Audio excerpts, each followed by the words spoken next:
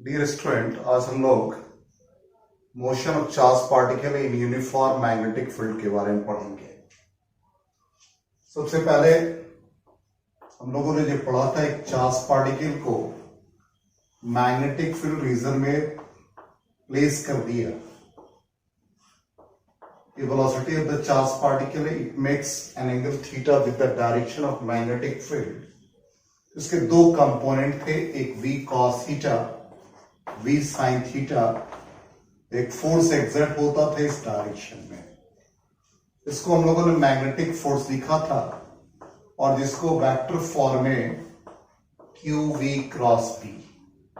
इसका मतलब magnetic force हम लोग इस फॉर्म में लिखेंगे और डायरेक्शन इसका मेजर करने के लिए हम लोगों ने प्रीवियस क्लास में स्टडी कर रखा था कि मैग्नेटिक फील्ड और velocity of the charge particle के बीच एंगल सपोज थीटा है, तो फोर्स का डायरेक्शन ये होता था।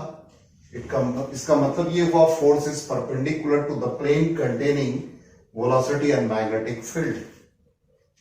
तो अब इस यूनिफॉर्म मैग्नेटिक फील्ड में हम लोग चार्ज पार्टिकल के मोशन के बारे में स्टडी करेंगे। सबसे पहला केस कि यूनिफॉर्म मैग्नेटिक फील्ड है। इस यूनिफॉर्म मैग्नेटिक फील्ड में चार्ज पार्टिकल को प्लेस कर दिया। ये प्लस क्यू, इसका वेलोसिटी v, ये यूनिफॉर्म मैग्नेटिक फील्ड को रिप्रेजेंट कर रहा है। It means theta is equal to 0 degree. ये भी यूनिफॉर्म मैग्नेटिक फील्ड है। चार्ज पार्टिकल का direction opposite to the magnetic field, तो 180 डिग्री। तो यह दोनों कंडीशन में force F is equal to, इसको लिखा B Q we sign theta mean sine 0 degree, force 0 लगा। यहां पर F is equal to B Q we sine 180 degree. इस कंडीशन में फोर्स 0 लगा। ये फोर्स 0 का मतलब क्या हुआ? The path of the charged particle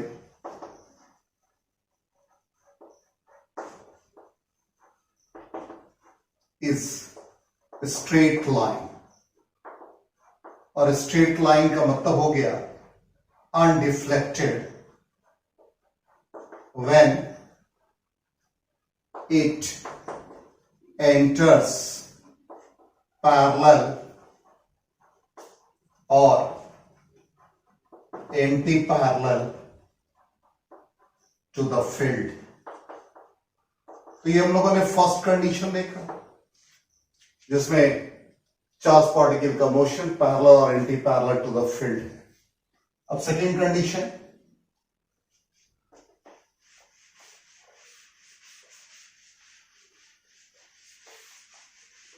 second condition में uniform magnetic field. Suppose magnetic field हमने इनवर्ट ले लिया और हमने आपको प्रीवियस क्लास में बता रखा है कि जब भी हम लोग इनवर्ट फील्ड लिखते हैं तो B is equal to B और इनवर्ट के लिए माइनस K क्या। यदि हमारा प्लेन X और Y है तो उसमें परपेंडिकुलर मैग्नेटिक फील्ड और इनवर्ट होगा तो माइनस K क्या, जिसको हम लोग सिंपली क्रॉस से भी रिप्रेजेंट करते हैं। तो ये इनवर्ट फील्ड को रिप्रेजेंट कर रहा है। इसका मतलब यहां पर फील्ड जो B है इट इज माइनस बी के का।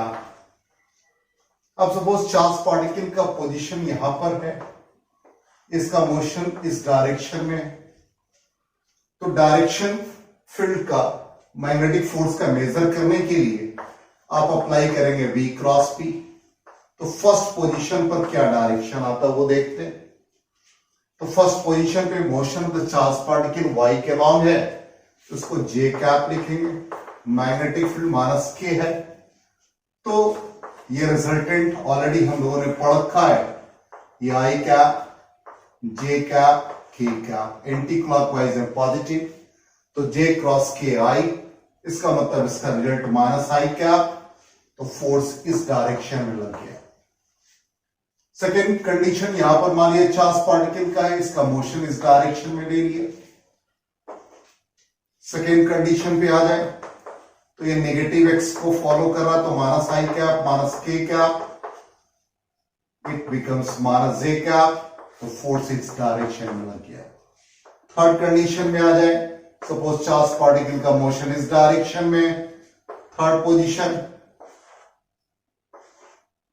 तो थर्ड के लिए माइनस जे कैप माइनस के कैप, इसका रिजल्ट आई कैप हो जाएगा, तो फोर्स इस डायरेक्शन में लगा।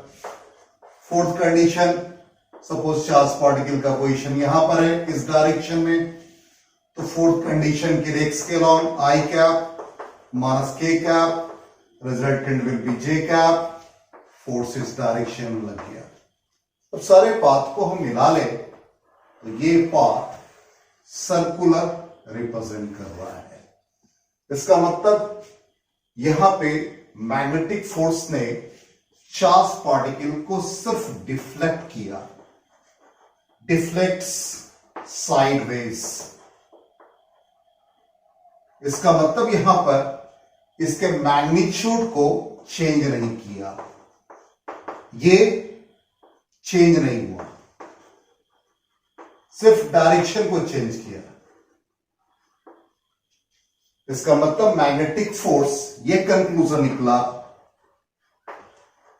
Magnetic force deflects the charge particle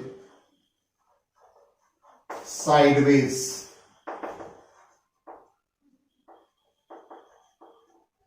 and magnetic force doesn't do any work. इसका मतलब amount of work zero means kinetic energy of the charged particle remain constant. अब यहां पर जो फोर्स लगा, ये फोर्स मैग्नेटिक फोर्स, और ये मैग्नेटिक फोर्स को बैलेंस करेगा centripetal force. Centripetal force mv square by are,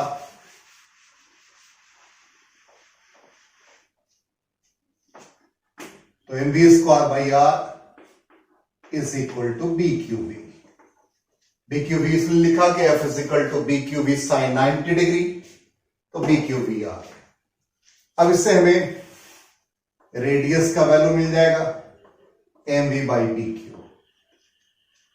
ये मोमेंटम के फॉर्म में लिखा है, इसको P बाई बी क्यू कर देंगे।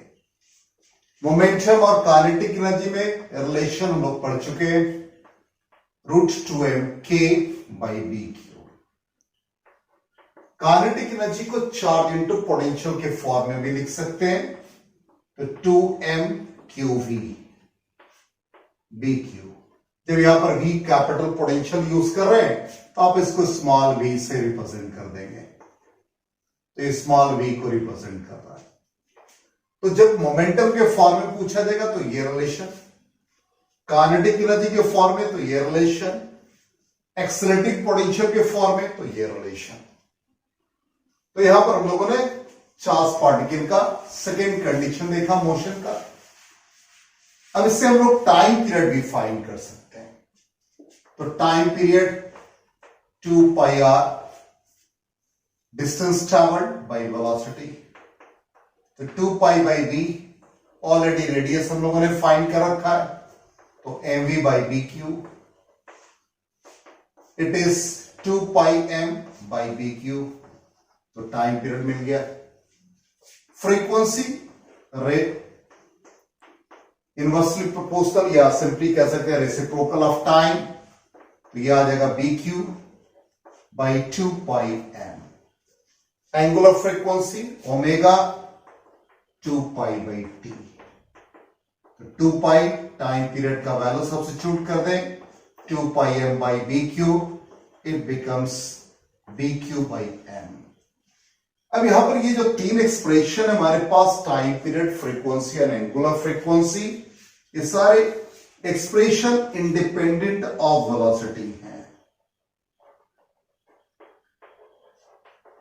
इसका मतलब ये हुआ कि दो charge particle, suppose Q1 and Q2, दोनों चार्ज पार्टिकल को यूनिफॉर्म मैग्नेटिक फील्ड में हमने प्रोजेक्ट कर दिया।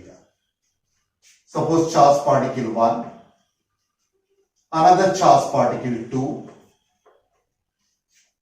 एक चार्ज पार्टिकल को Q1 दूसरे को Q2, लेकिन दोनों का चार्ज सेम है, दोनों का मास भी सेम है। दोनों को हमने प्रोजेक्ट किया, दोनों चार्ज पार्टिकल ने सर्कुलर पाथ फॉलो किया। अब यहां पर हमने कहा सपोज एक चार्ज पार्टिकल का वेलोसिटी v1 दूसरे का v2, v1 larger than v2, तो यह इंडिपेंडेंट ऑफ टाइम फ्रीक्वेंसी है। इसका मतलब इस कंडीशन में दोनों चार्ज पार्टिकल का टाइम पीरियड इक्वल होगा, फ्रीक्वेंसी इक्वल होगा, एंगुलर फ्रीक्वेंसी भी इक्वल हो जाएंगे। लेकिन यहां पर radius of the charge particle ये डिपेंड कर रहा है वेलोसिटी पर। इसका मतलब v1 ग्रेटर देन v2 है, तो radius r1 greater than r2 हो जाएगा। तो सेकेंड कंडीशन भी हम लोगों ने डिस्कस किया। अब आ जाए थर्ड कंडीशन।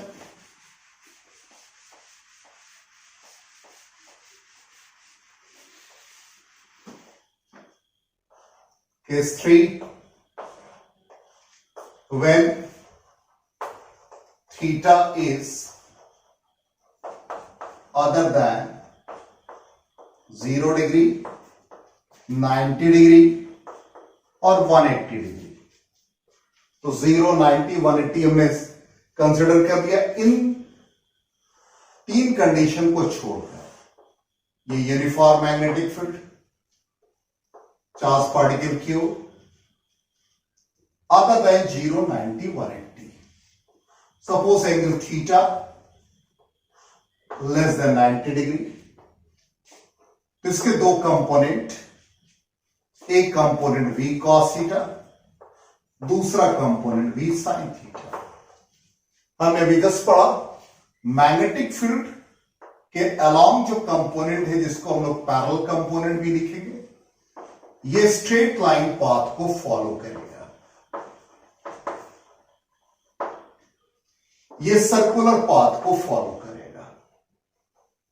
अब straight line path circular path का कॉम्बिनेशन क्या आएगा? तो सिंपली बालिए, सपोज एक मार्कर के ऊपर एक थ्रेड से रैपिंग करें, तो थ्रेड को इस तरह से, ये स्ट्रेट लाइन है, थ्रेड का पाथ सर्कुलर, इसका मतलब ये स्ट्रेट और सर्कुलर यदि आप मिलाएंगे तो कॉम्बिनेशन हेलिक्स के फॉर्म में होगा, जिसको आप इलेक्ट्रिकल डिवाइसेस में सोलेनॉइड भी कहते हैं, लेकिन पाथ हेलिक्स होगा। इसका मतलब resultant path will be helix. अब ये हेलिक्स पाथ फॉर्म किया, ये v है, ये हमने कहा v cos थीटा, और ये हमारा v sin थीटा। ये जो डिस्टेंस ट्रैवल हो रहा है मैग्नेटिक फील्ड में और एक लूप कंप्लीट फॉर्म कर रहा है, इस डिस्टेंस को हम लोग पिच कहते हैं। तो pitch distance travel in the magnetic field, तो simply s is equal to v into T.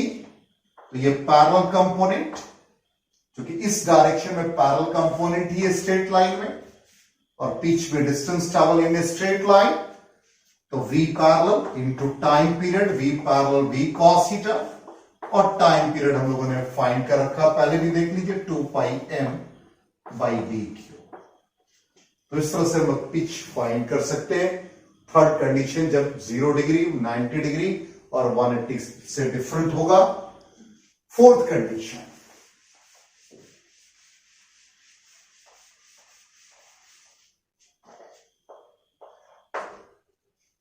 Suppose magnetic field का विड्थ हमें प्रोवाइड हो, सपोज d, और यहां से एक चार्ज पार्टिकल को रिलीज कर दें। अब ये चार्ज पार्टिकल जैसे ही परपेंडिकुलर, ये माइनस के कैप को रिप्रेजेंट कर रहा मैग्नेटिक फील्ड, चार्ज पार्टिकल का मोशन एक्स के लॉन्ग है, मीन्स आई कैप। तो यहां पर motion of the charge particle perpendicular to the field, इसका मतलब ये सर्कुलर पाथ को फॉलो करेगा।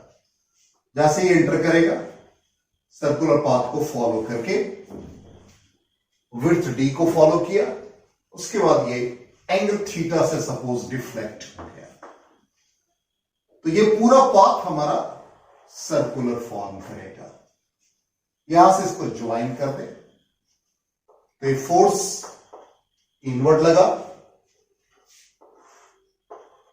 डिफ्लेक्शन थीटा हुआ, ऑब्वियसली ये भी थीटा फॉर्म करेगा। आर्क ए बी फॉर्म किया, ये arc approximately width of the field, तो इससे आप डिफ्लेक्शन मेजर कर सकते हैं। तो sine theta is equal to circular arc आपका A B divide by radius O B, ये आपके पास डी है, रेडियस सपोज आर, तो sine theta will be D upon R का value M V by B Q. तो deflection भी आप मेजर कर सकते हैं, B Q D by M V. अब यहां पर एम वी मोमेंटम है, मोमेंटम को इस फॉर्म में लिखा। अब काइनेटिक एनर्जी के फॉर्म में लिखना चाहें तो 2mk हो जाएगा, और ये काइनेटिक एनर्जी को एक्सेलरेटिंग पोटेंशियल के फॉर्म में लिखना चाहें तो Q इंटू V हो जाएगा। तो इस तरह से हम लोगों ने फोर्थ कंडीशन भी देखा। अब हम लोग ये कंडीशन देखेंगे कि चार्ज पार्टिकल को इलेक्ट्रिक फील्ड और मैग्नेटिक फील्ड के प्रेजेंस में रख दिया तो कौन सा फोर्स एक्सर्ट होगा। तो इसको डेवलप किया था लॉरेंज ने। उसने कहा था कि कंबाइंड इलेक्ट्रिक और मैग्नेटिक फील्ड हो तो total force experienced by the charge particle, और उसका नाम लॉरेंज ने डेवलप किया, ये लॉरेंज फोर्स कहलाएगा।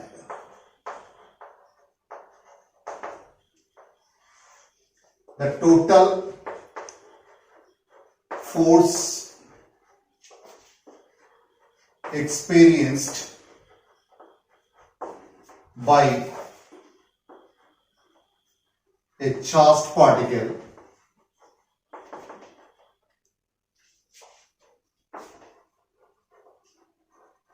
moving in a region of both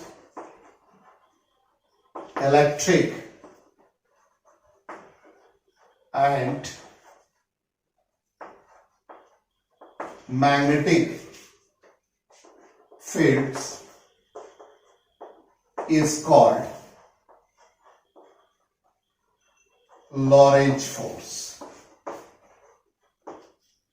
अभी लॉरेंज फोर्स का न्यूमेरिकल वैल्यू क्या होगा। सपोज एक चार्ज पार्टिकल को इलेक्ट्रिक फील्ड में रखा, a charge particle is subjected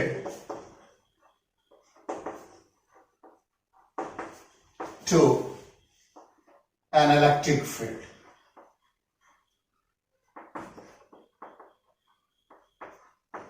experiences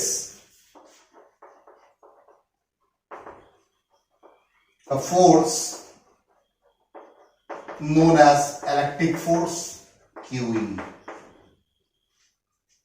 और ये जो फोर्स का डायरेक्शन होगा in the direction of field, and it is independent of the velocity of the charge particle. इसी तरह से एक चार्ज पार्टिकल को हमने मैग्नेटिक फील्ड रीजन में रख दिया। हम लोगों ने मैग्नेटिक फोर्स पढ़ा, V क्रॉस B, और मैग्नेटिक फोर्स का direction perpendicular to the plane containing V and B। इसका मतलब ये velocity of the charge particle पर डिपेंड करेगा।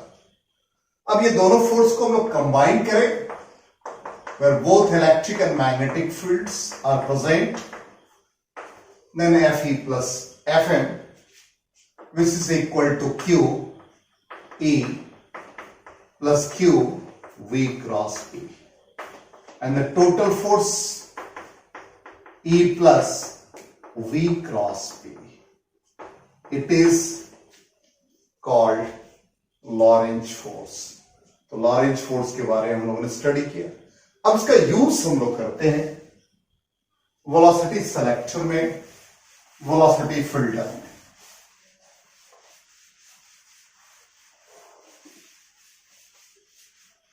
तो कंबाइंड इलेक्ट्रिक और मैग्नेटिक फील्ड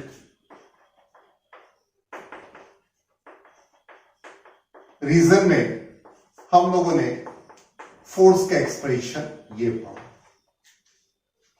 अब एक ऐसा सिचुएशन हम लोग क्रिएट कर रहे हैं जिसमें इलेक्ट्रिक और मैग्नेटिक फील्ड दोनों प्रेजेंट है।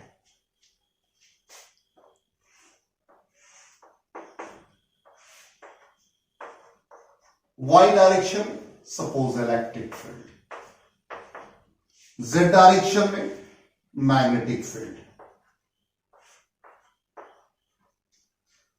अब जो फोर्स एग्जर्ट होगा due to electric field along Y axis,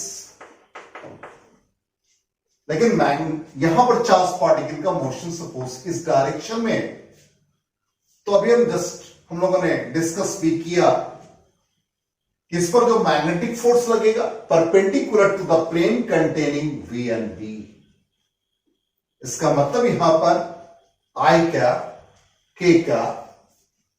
अब इसका हम लोग वैल्यू निकालेंगे तो ये perpendicular to the plane containing, इसका मतलब मैग्नेटिक फोर्स इस डायरेक्शन में लगेगा और ये magnetic force anti parallel to the electric force लग रहा है।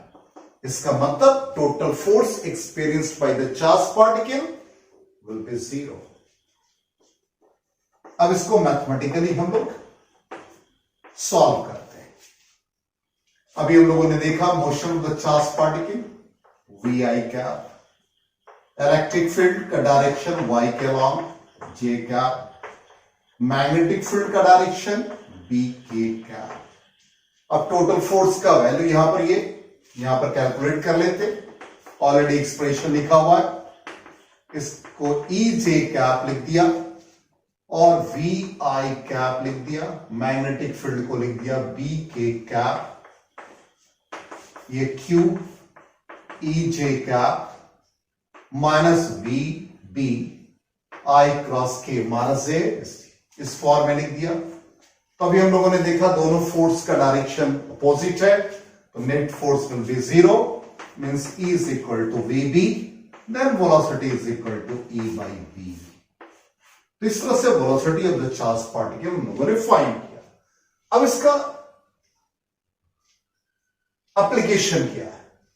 सपोज हमने एक रीजन क्रिएट किया जिसमें इलेक्ट्रिक फील्ड और मैग्नेटिक फील्ड दोनों, और इसे चार्ज पार्टिकल्स को रिलीज किया, suppose V1, beam of charge particle V2, V3।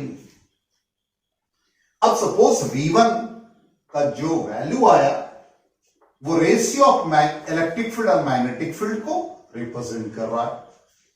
ये charge particle E by B के इक्वल नहीं है, ये भी नहीं है, तो इनमें से इस चार्ज पार्टिकल को हमने फिल्टर कर लिया, इसलिए नाम पड़ गया वेलोसिटी फिल्टर और वेलोसिटी सेलेक्टर, जिसका value ratio of electric field और मैग्नेटिक फील्ड के बराबर है, जो हमने इनिशियली अप्लाई किया।